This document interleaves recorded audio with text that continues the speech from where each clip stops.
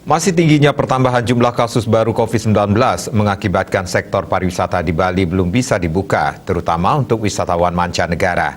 Salah satu upaya yang bisa dilakukan untuk menekan penyebaran kasus COVID-19 adalah menggencarkan vaksinasi, sehingga dapat meyakinkan wisatawan untuk berkunjung ke Bali.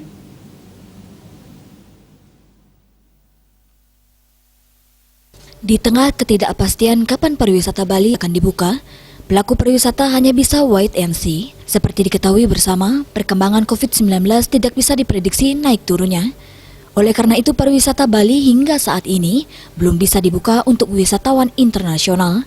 Menurut pelaku pariwisata Anak Agung Bagus Tri Chandra Arka, secara pribadi, semua pihak yang terkait harus siap mental dalam menghadapi situasi sulit seperti sekarang. Kuatnya mental, baik itu pikiran maupun perasaan, merupakan bagian untuk menekan perkembangan kasus COVID-19. Diprediksi hingga akhir tahun 2021, pariwisata maupun ekonomi Bali belum akan pulih seperti sedia kala. Pihaknya berharap vaksinasi yang semakin digencarkan akan dapat meyakinkan wisatawan bahwa Bali sudah aman untuk dikunjungi.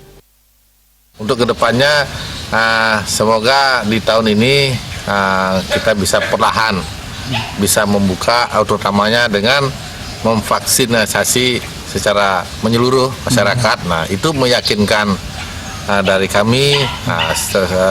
Kalau posisi kayak di luar kan, di Amerika dan lain sebagainya kan sudah vaksinasi semua. Itu aja yang bisa meyakinkan Bali untuk siap dikunjungi. Nah, bagaimana pemerintah harapannya, kita harapkan bisa menggenjot lagi, maksimalkan vaksin yang ada untuk penduduk masyarakat Bali. Itu karena itu salah satunya untuk membuka perekonomian atau membuka pariwisata itu.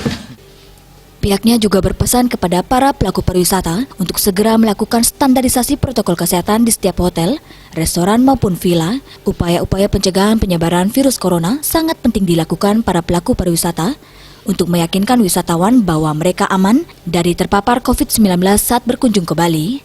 Andika, Bali TV.